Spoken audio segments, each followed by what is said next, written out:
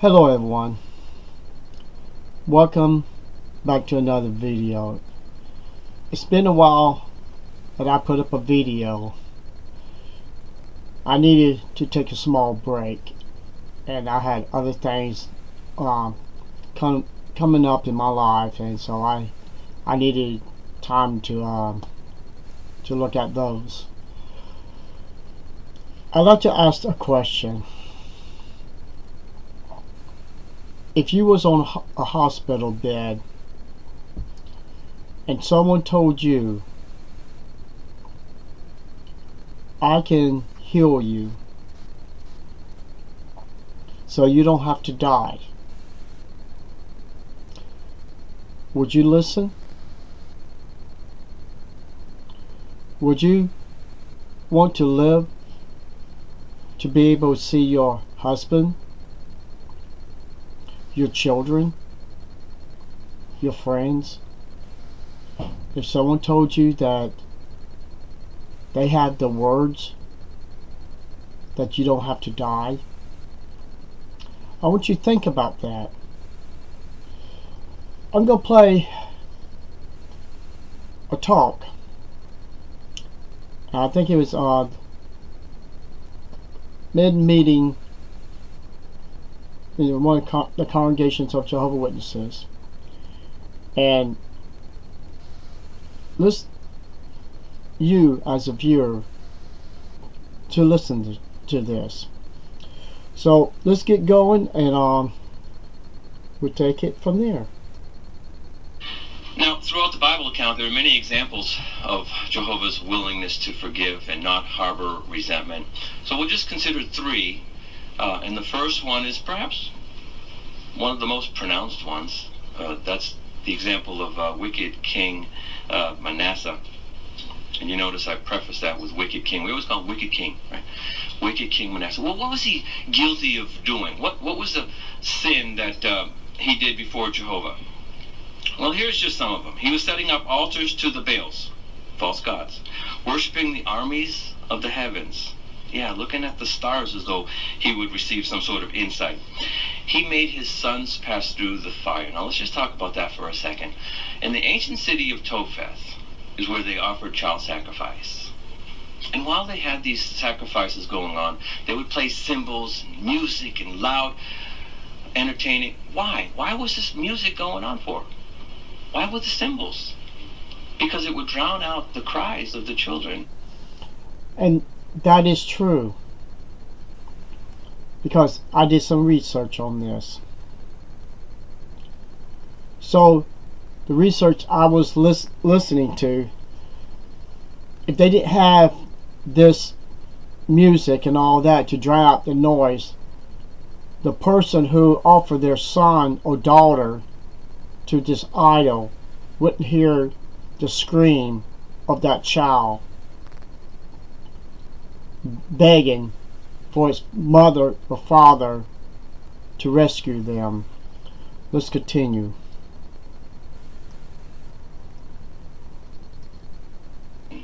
As they were being burned alive. Manasseh burned his children alive. He did more, though. He practiced magic. He employed divination. It says of him that he seduced Judah to do worse than the Canaanites that were evicted from the promised land because of their actions. And according to Jewish tradition, he perhaps had the prophet Isaiah cut in half. Now, if he would repent, if he would change his ways, would Jehovah forgive him for all that he had done? Take a look at the account here, 2 Chronicles chapter 33, and let's read about it. 2 Chronicles chapter 33, and notice starting in verse 10, where it says this: Jehovah kept speaking to Manasseh and to his people, but they paid no attention. So Jehovah brought against them all the army chiefs of the king of Assyria, and they captured Manasseh with hooks, and bound him with 2 copper fetters, and took him to Babylon. In his distress he begged Jehovah his God for favor, and he kept humbling himself greatly before the God of his forefathers. He kept praying to him, and he was moved by his entreaty and he heard his request for favor, and he restored him to Jerusalem, to his kingship? Now, you see what this king did. It was pure evil. Pure evil. He was killing people. But you, in the hospital bed, is dying. You want to live. And the only one that can help you to live, videos like this, information from ex-Jehovah's Witnesses. We'll get more into that. Let's continue. Then Manasseh came to know that Jehovah is the true God. Well, what had happened? There's no doubt that Jehovah discerned in his heart that he was truly repentant. He was forgiven. Not only that, he was restored the kingship that he once had. Yeah, what an example that we do well to remember when we think of Jehovah's willingness to forgive. The other example, we're just going to relay it, but it's the account in Luke 15 where Jesus gives the illustration of the prodigal son. Remember him? He comes up to his father. I want my inheritance early. I want it now. I'm going to enjoy it now, right? His father says, well, here you go. He goes off, spends it all, lives a debauched life. He's got nothing. Matter of fact, he turns around and he gets to thinking, wow, the people who work for my dad are living a better life than me. So what does he do? He goes back home. And the account says, as his father seen him afar off, he rushes towards him, embraces him, tenderly kisses him. My son that was lost has been found. But this child did not go around killing people, sacrifice people to false gods. He just wanted to go out to enjoy the world, and he found out it wasn't what he thought it was. So that wasn't quite pure evil, but it's just showing the love of the Father, that he loved his son, to overlook the things he did that he put himself out because he wanted to live and have fun. So let's continue. Doesn't that illustrate Jehovah's large-heartedness? That when he sees a sinner turn back towards him, Jehovah goes out to meet them, wants them back. The son that was lost has been found.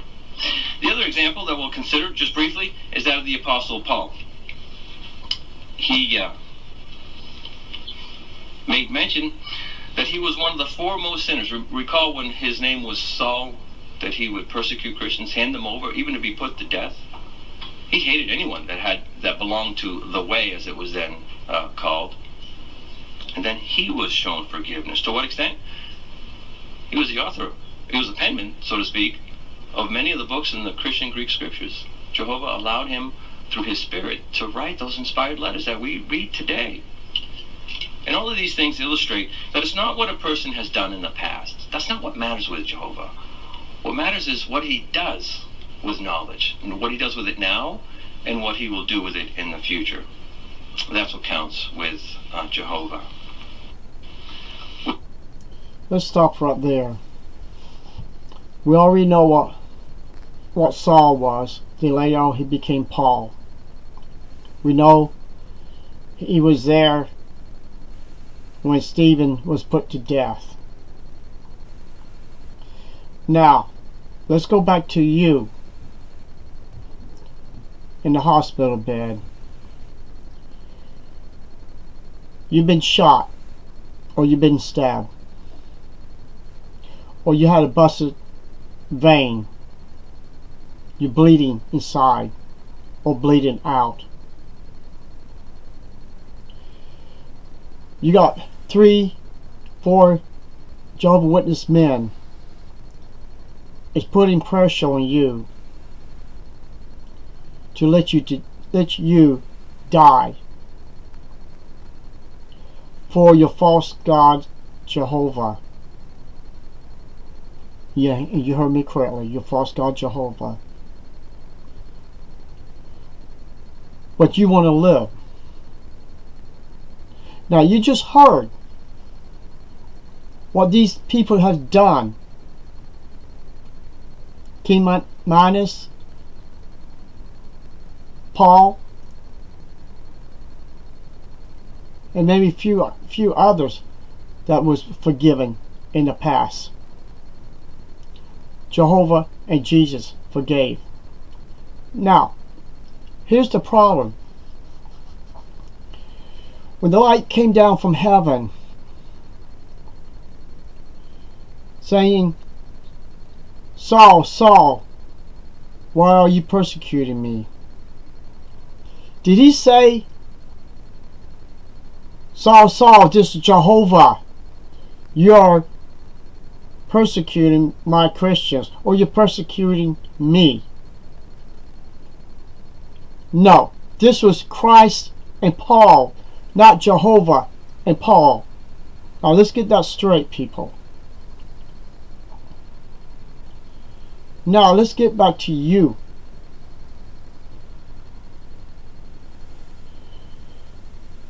You only gonna make one small sin. You're giving your life up freely to die. That is your sin. To have your blood drained out of you. And that is your sin.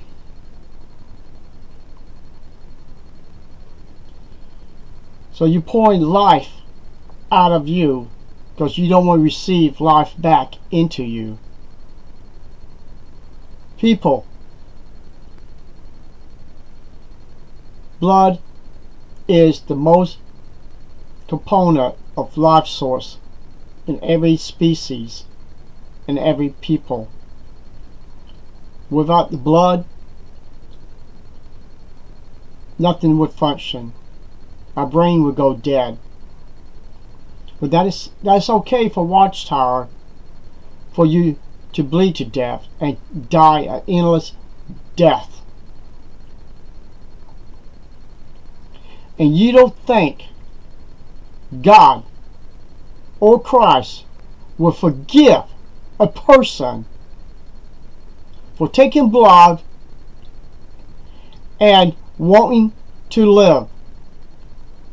He's going to destroy them for taking blood. This is a lie, people. This is a blood sacrifice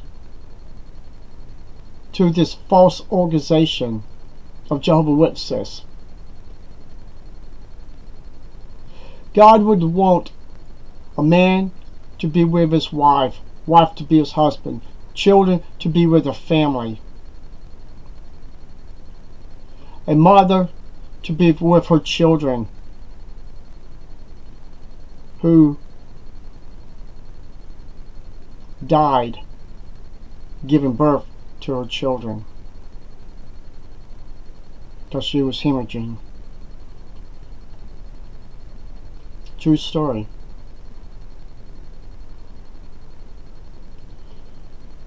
How can that be the greatest sin when you heard what these other people done? And I'm not talking about the one that took his inheritance and went and to spend it all and come back, wanting to work as a slave underneath the slaves that his father hired. People, we all were slaves to Watchtower. We all believed, we thought every word from these governing bodies members' mouths was truthful encouraging, upbuilding, and we found out none of it was true. God wants people to live. By taking blood, you will not die. If it was God's law to not take blood, then he would have punished those men that was with Saul who ate the meat and drank the blood that was in the meat. He would have killed them right then and there.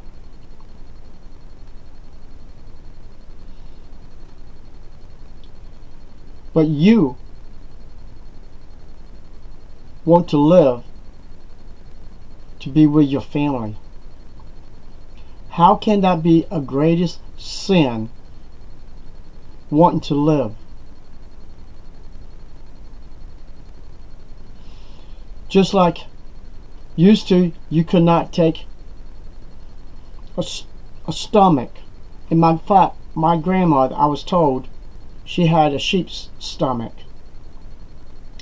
There's a lot of people had different organs from different people, but Watchtower said that was cannibalism, and many people died from that because they thought that was wicked.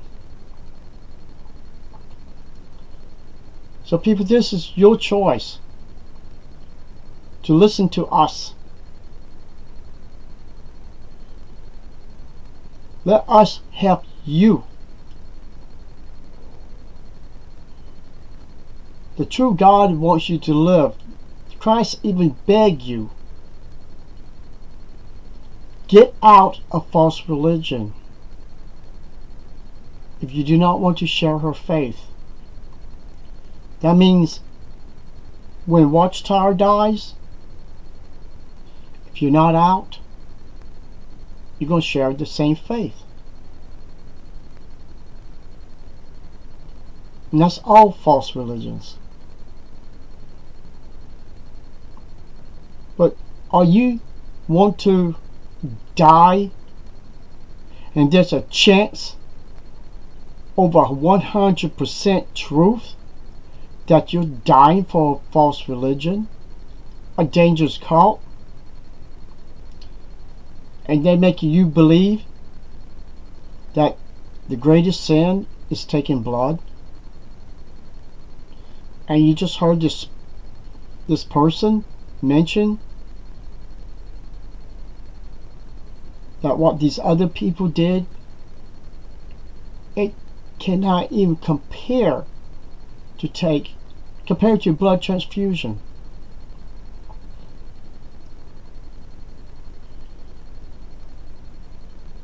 I am glad I learned all of this, and it woke me up to help people like you, to teach you. You don't have to die for Watchtower. You want to live for Christ and His Father by getting out of this evil organization. Has done more damage, harm, persecuting, abuse, blood guilty organization that I and others was involved. So I hope this video has educated you enough to show you that people like me doing this so you can survive and you can come to Christ and His Father and get rid of that silver sword, because there's a little bit of truth in there, a lot of lies.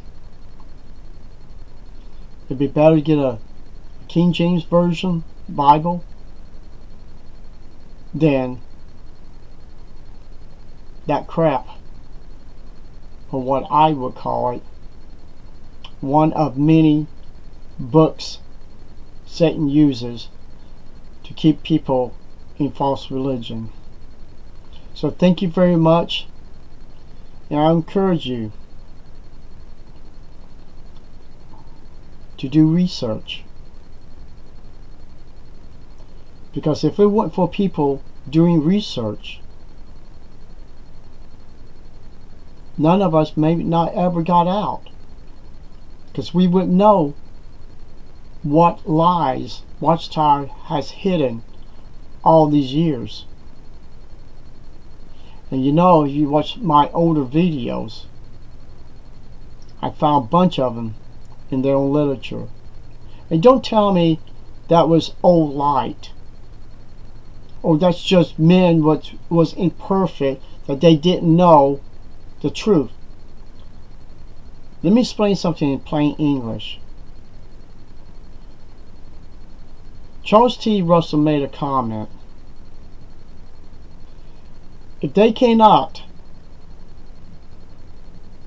rely on the Father to give them money to keep this organization alive, they was not going to borrow money from the members. And guess what? The members made Watchtower what it is today. No different than any other religion, people. You charge people, other religions, for giving 10% of their earnings. Have you really sat back, Jehovah's Witnesses, and think about how much money you have put out for Watchtower? In your gas money, going door to door? Your time, your energy, for a false organization, a book publishing company? Think about it. So y'all have a